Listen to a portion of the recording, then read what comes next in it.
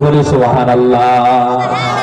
কিন্তু আমাদের বর্তমান স্ত্রীদের স্বভাব হলো পেটের ভেতরে বাচ্চা নেওয়ার পরে টিকটক, ইউটিউব, ফেসবুকের কোনো অভাবে বাচ্চা পেটে নেওয়ার পরে ঘুম আসে না, তাই সারা রাত ফেসবুক চালায়। এরকম আল্লাহর ওলি মার্কা মহিলা আপনাকে গ্রামে আসে না? নাই? আসে না? আসে না? কার বউ এরকম দেখি হাত তোলেন তো। কইলেন যে আছে, হাত তোলার সময় দিয়ে একজন না। আল্লাহর নবী ডাক দিয়ে কয়, শোনো, পৃথিবীর ভিতরে কোনো মহিলার পেটে বাচ্চা যাওয়ার পরে ওই ব্যক্তি যদি দৈনিক একটা তিন আর একটা জয়তুন ফল যদি সকালবেলা খালি পেটে খাবার পরে কোরআন তেলাওয়াত করবে, আল্লাহর নবী ডাক দিয়ে কেউ ওই মহিলার কোনোদিন সিজার করার দরকার পড়বে না। সুবহানাল্লাহ বলেন না? শুধু তিন আর জয়তুন ফল কুমিল্লাতে সব জায়গাতে দোকানে পাবেন, বিগ বাজারে পাবেন, স্বপ্নতে পাবেন।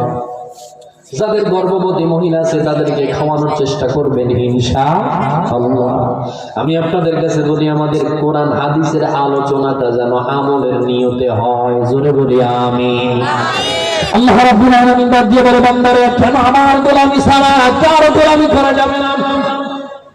তোমার 70 বছর বয়স হয়ে গেছে, তুমি নাই থেকে মানুষ হয়ে গেছো, এর পিছনে পুরো দায়িত্বটা কার? কথা বলে না কেন কার? এই জন্য আল্লাহ রাব্বুল আলামিন কয়, আমাকে ছাড়া কারো ইবাদত করা যাবে না।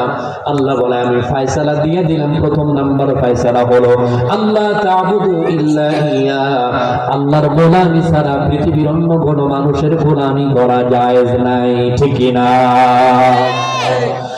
দুই নম্বর আল্লাহ রাব্বুল আলামিন ডাক দিয়ে বলে, বিল ওয়ালিদাইনি ইহসানা, আবাল বৃদ্ধ বনিতা যুবক যারা আছে, বয়োজ্যেষ্ঠ মুরব্বী যারা আছে, আমাদের সকলের আম্মা আছে না নাই? কথা কয় না কেন? আছে না নাই? মা বাবার খেদমতের ওয়াজ করলে মুরব্বীরা খুশি, যুবকরা বেজার। কিন্তু আমি বলি, মুরব্বী যারা আছে তাদেরও বাবা মা ছিল কি ছিল না? কথা কয় না কেন? ছিল কি না? জোরে বলো। আল্লাহ রাব্বুল আলামিন ডাক দিয়ে বলে, বান্দারে, আল্লাহ তাআলা ডাক দিয়ে বলে, শোনো, আমি তোমাকে প্রথম ঘোষণা করে দিলাম, আল্লাহর ইবাদত ছাড়া কারো গোলামি করা যাবে না।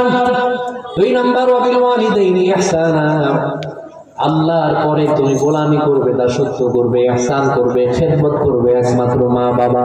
জোরে বলেন কার? মা বাবা। এই আয়াতের আলোকে কয়েকটা কথা বলে বিদায় নিব ইনশাআল্লাহ। হজের মৌসুম, আল্লাহ নবী সাল্লাল্লাহু আলাইহি ওয়াসাল্লামের সাহাবী হযরতে আব্দুল্লাহ ইবনে ওমর কাবার হাতিমের পাশে, মাকাম ইব্রাহিমের পাশে তিনি বসা। ইয়ামান থেকে এক যুবক তার মাকে পিছনে করে বেঁধে নিয়ে এসেছেন ইহরামের কাপড় দিয়া। মক্কাতুল মুকাররমা থেকে ইয়ামানের দূরত্ব হলো 1125 কিলোমিটার।